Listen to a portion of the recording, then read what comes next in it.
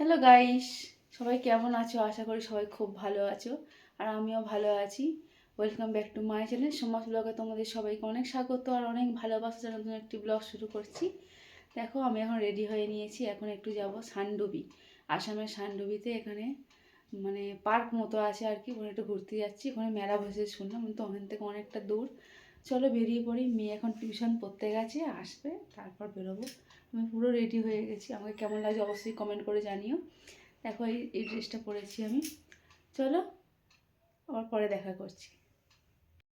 দেখো বন্ধুরা, চা বসিয়ে দিয়েছি। স্নান টান সব হয়ে গেছে, একটু চা খাওয়ার ইচ্ছা হলো, কারণ একটু কিছু খেয়ে যেতে হবে।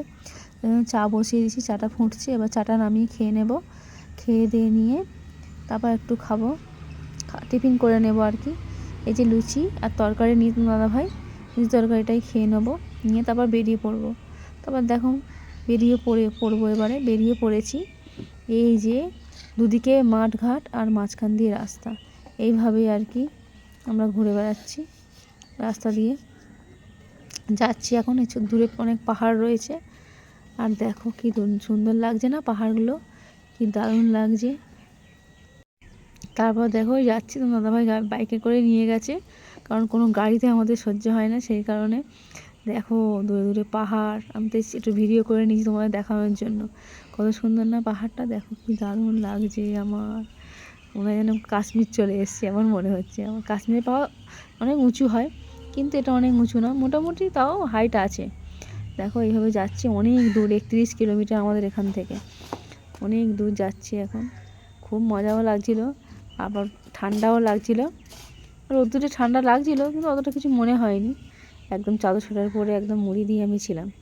তারপর চলো, এখানে চা বাগান আছে শুনেছি। দেখো বলতে বলতে কিন্তু চা বাগানটা চলে এলো।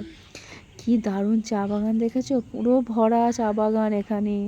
কি এনজয় লাগছে তোমাদের কি বলবো। একবার দার্জিলিংয়ে চা বাগান দেখেছিলাম, আর এখানে চা বাগান, দুই সাইডে পুরো চা বাগানের পুরো বাগিচা ভর্তি। দেখো আমি এখানে ফটোও তুলবো, দেখো বন্ধুরা। আর ওদিকে পাহাড়, এদিকে চা বাগান, কি দারুণ না? খুব সুন্দর এনজয় করেছি, খুব মজাও লাগছিলো। আর বাইক করে তো একটু মজাই লাগে আমার, কারণ চারিদিকটা দেখতে পাই, আমার গাও গোলায় না, কিছু হয় না। অন্য কোনো গাড়িতে আমার খুব প্রবলেমে পড়তে হয়। চলো চা বাগান তো দেখে নিলে তোমরা, চা বাগান। তারপর চলো আমরা আস্তে আস্তে এগিয়ে যাই। দেখো এদিকে পাহাড়, একটা বড় পাহাড় দেখতে পেয়েছি, তোমরা তার জন্য শেয়ার করলাম। খুব সুন্দর সিনারি, দেখতে পাচ্ছ বন্ধুরা? দেখো তারপর আমার চা বাগানে কিন্তু ফটো তুলবো। এই যে দেখো চা বাগান। দেখো বন্ধুরা, চলে এসেছি চা বাগানে। দেখো কত চা বাগান এখানে, কি সুন্দর দেখতে পাচ্ছ। পুরো এলাকাটা জুড়ে চা বাগান, পুরো এলাকা জুড়ে চা বাগান ভর্তি।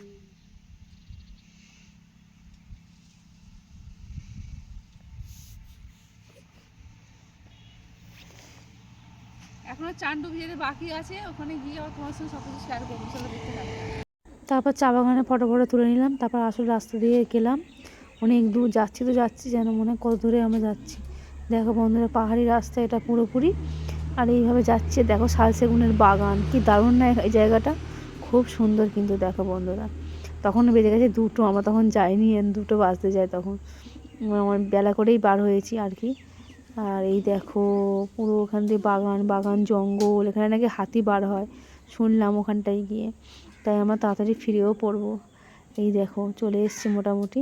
আর শালসেগুনের বাগান পুরো এদিকে ওদিকে করে, আর কেউ অত লোকজন নেই এখানে সেই রকম। তারপর পাহাড়ের ভেতর ঢুকে যাচ্ছি, আর পাহাড় দিয়ে পুরো মাঝখান দিয়ে রাস্তায়, দেখো পাহাড় পাহাড় ওপরে, দেখতে পাচ্ছ বন্ধু? এটা পাহাড়, কিন্তু পাহাড়ের মাঝখান দিয়ে রাস্তা, দেখেছো? উঁচু নিচু, উঁচু ঘুরে বেঁকে অনেক রকমভাবে রাস্তাটা, দেখো এইভাবে যাচ্ছি আমরা।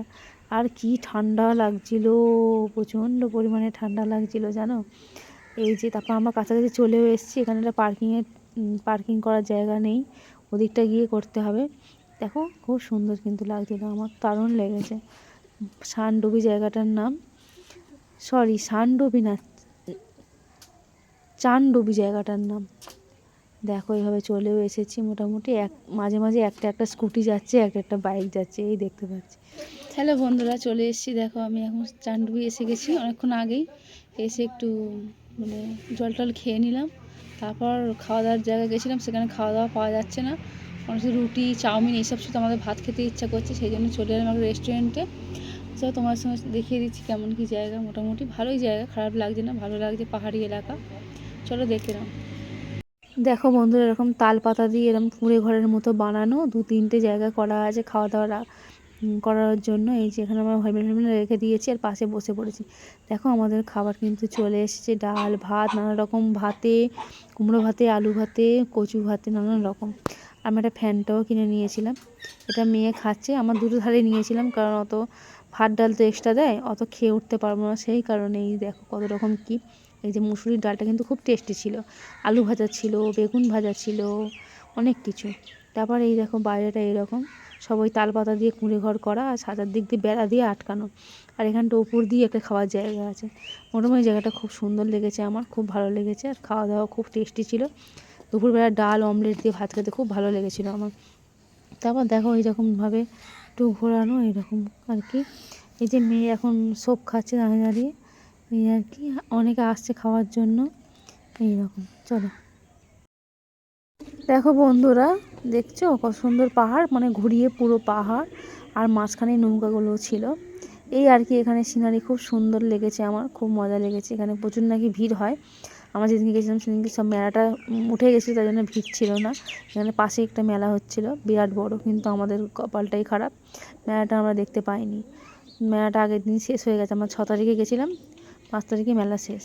দেখো বন্ধুরা, এই যে বোটিং করার জন্য এখানে জ্যাকেটগুলো রয়েছে, যে যা ইচ্ছা পড়তে পারে। খুব একটা বেশি জল নেই ওরা বলছিল, কিন্তু আমার মনে হয়েছে জল আছে। আমার ভীষণ ভয় লাগে এই জল দেখতে, কারণ আমি সাঁতার কাটতে জানি না, এটাই আমার বড় প্রবলেম। আর দেখো পুরো পাহাড়, আর এইভাবে পদ্ম ফুল ভর্তি মাঝখান দিয়ে, পদ্ম ফুল পুরো জলটা জুড়ে, লেকটা জুড়ে পুরো পদ্ম ফুল ছিল। চলো। হ্যালো গাইস, দেখো চলে এসেছি সান্ডবি লেকের ধারে, আর প্রচুর নৌকা এখানে সবাই বোটিং করছে, আর পাহাড় আছে এখানে, আর সুন্দর সিনারি। দেখো জল আছে এখানে, কি দারুণ পাহাড় না, চারিদিকে শুধু পাহাড় আর পাহাড়। দেখো খুব সুন্দর।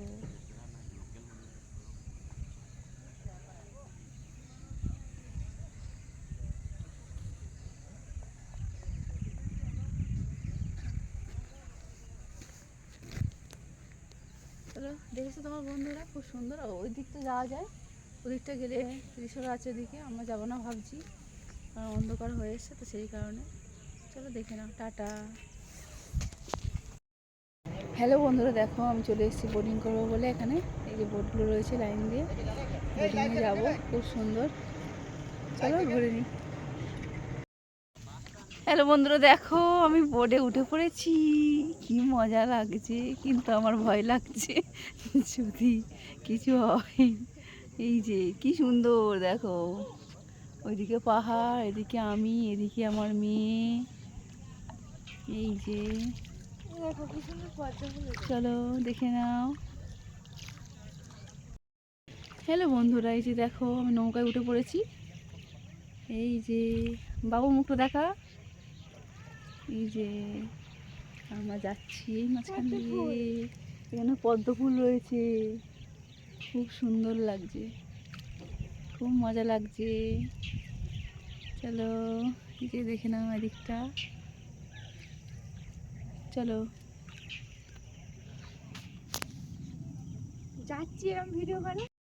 হ্যালো গাইস, সবাই কি করছো? আমি এখন বসে আছি সন্ধ্যাবেলা, মানে সন্ধ্যে এখন নেই, রাত হয়ে গেছে। এসে ফ্রেশ ট্রেশ হয়ে রেডি ফেডি হয়ে তারপর রান্না চাপিয়ে দিয়েছি, ভাত আমার হয়ে গেছে আর মাংস কষানো হচ্ছে। আর ওখানে খুব ভালো লাগলো গিয়ে, অনেকদিন পর একটু ঘুরলাম, মনটাও ভালো লাগছে, খুব সুন্দর লেগেছে। চলো কী কী রান্না করে তোমাদের সব কিছু দেখিয়ে দিই, চলো। এই যে বন্ধুরা দেখো, ভাত আমার হয়ে গেছে অনেকক্ষণ আগেই, চাপা দিয়ে রেখেছি গরম থাকার জন্য, রাত্রে খাবো যেহেতু। আর এখানে এই যে চিকেন কষানো হচ্ছে, দেখতে পাচ্ছ, এই আজ রাতের মেনু। চলো রান্নাটা করে নিই, তারপর তোমাদের সামনে আমার পরে আসছি। দেখো বন্ধুরা, ওখান থেকে ঘুরে অনেকক্ষণ আগেই চলে এসেছি, এসে ফ্রেশ ট্রেশ হয়ে রান্নাবান্না বসিয়ে দিয়েছিলাম, রান্নাবান্না এখন হয়ে গেছে। দেখো আজ রান্না কী করেছি, এই যে ভাত করেছি, আর লাল লাল চিকেনের ঝোল। চলো আমরা খেয়ে নিই, আর তোমরাও খেয়ে নাও, কালকে আবার দেখা করছি, টাটা, গুড নাইট।